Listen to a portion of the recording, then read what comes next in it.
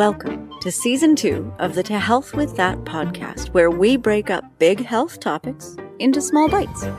I'm Amy, and this season I'll share all the tips, tricks, and hacks you need to get healthy with an MTHFR mutation in a step-by-step, week-by-week process. I can't wait.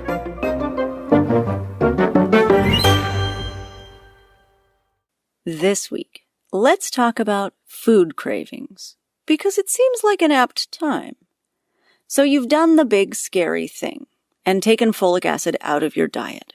That is huge.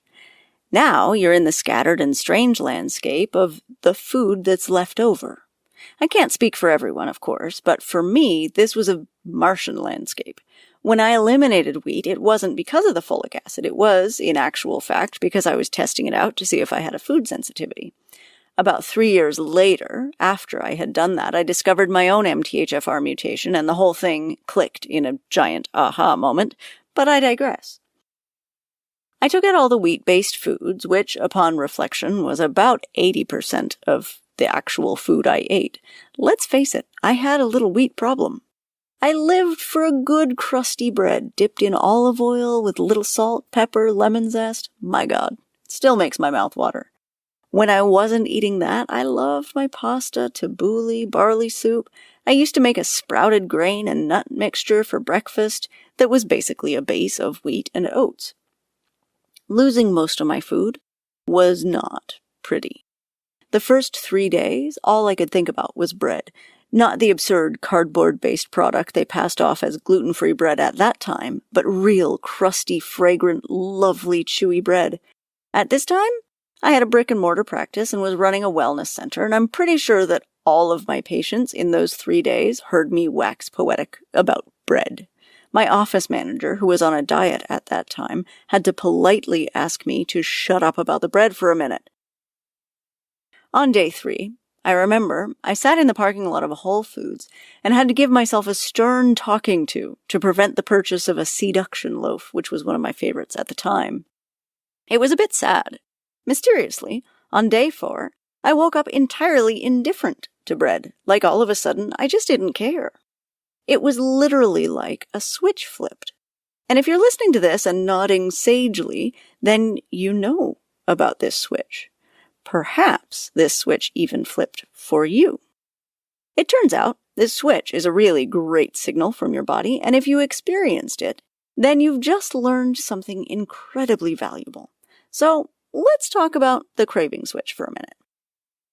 Food cravings are a thing that many people are familiar with. Cravings, especially cravings that are frequent or repeated, can tell you quite a bit about yourself.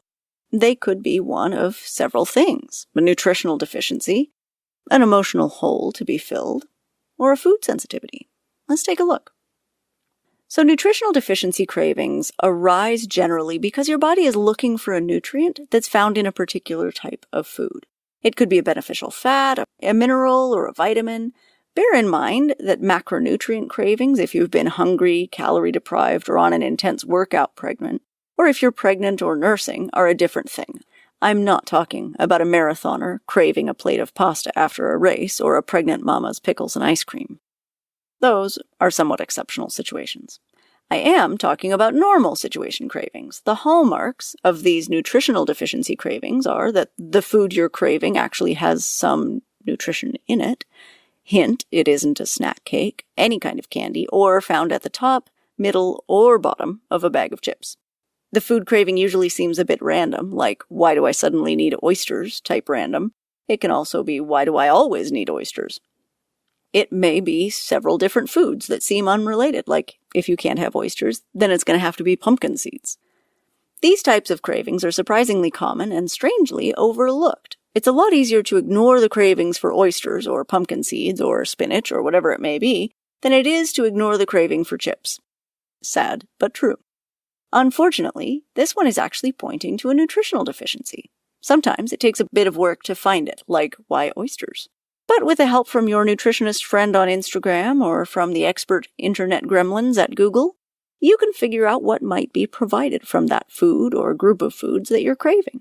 It could point you to a useful supplement or possibly to a dietary modification. In the case of oysters, it's cheaper but far less satisfying to supplement. So choose your own path there. There are also the well-known emotional cravings. For me, I know it's an emotional craving if I want creamy carb foods or salty, crunchy foods. Those are my emotions talking through that fettuccine alfredo, lasagna, queso, or cheese-smothered nachos, or premenstrual bag of Doritos. It isn't nutritional value I'm looking for. It's the filling of an emotional need for comfort, for food love, for that big warm hug that can only be provided by melted cheese. Sometimes it's easy to see the source of the problem. A bad day at work, a crappy relationship bump, a little pandemic here or there can be enough to trigger these cravings. Sometimes, however, knowing your trigger foods can be a good window into your emotional world, especially if you're, quote-unquote, fine. I know lots of people who are fine, and I myself have been fine from time to time. In this context, by fine, I mean willfully ignoring and/or denying that any emotional problem exists. Sometimes you're consciously fine and just soldiering on through a stressful situation, but more often than not, you're unconsciously fine and just not letting yourself see how bad things really are internally. If that's the case, then watching when you reach for your own personal emotional trigger foods can be a great way to pay attention to how your heart is really doing.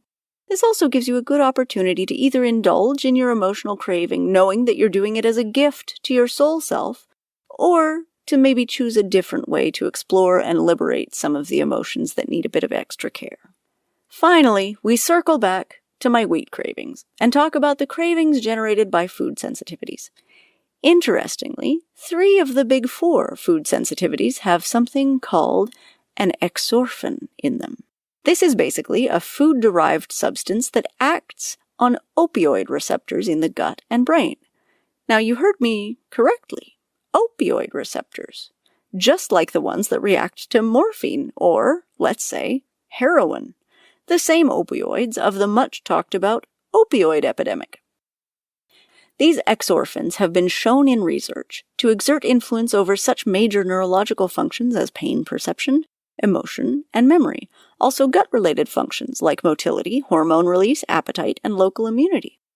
The major players in this game are wheat and grains, which contain gluten exorphones, milk and dairy products, which contain casomorphones, and soy morphins from soybeans. Interestingly, spinach also contains an exomorphone called rubiscolins, but for whatever reason, spinach sensitivities and also spinach cravings seem to be thin on the ground. As you can imagine, the bulk of these food-sourced opioids set up an addictive response in your neurological cascade that's similar to the one set up by, you guessed it, opioids themselves. Interestingly for MTHFR folks, there's also some remarkable research showing that these exorphones, specifically the casomorphones, decrease glutathione, which is the end product of the methylation cycle, and also that they decrease SAMe, which is our universal methyl donor. This was studied specifically in the context of autism, but applies to everyone with the MTHFR mutation because solid science is showing that gluten and dairy actually slow down the methylation cycle, something that we are forever working to boost. So if you, like me, experienced the wild cravings after taking the folic acid and subsequently the wheat and/or corn out of your diet, then you might want to consider that there's more than just folic acid going on. That you, like me, might have an underlying sensitivity. If you do have a sensitivity, then actually getting the gluten 100% out of your diet, out even from things like soy sauce, licorice, salad dressing, and other such minor sources, could be incredibly worth it. Now that I'm feeling solidly like a fountain of good news, I'll sign off. I promise next week we'll talk about adding in some wonderful foods that are rich in natural folates. Thank you so much for being here. Bye-bye.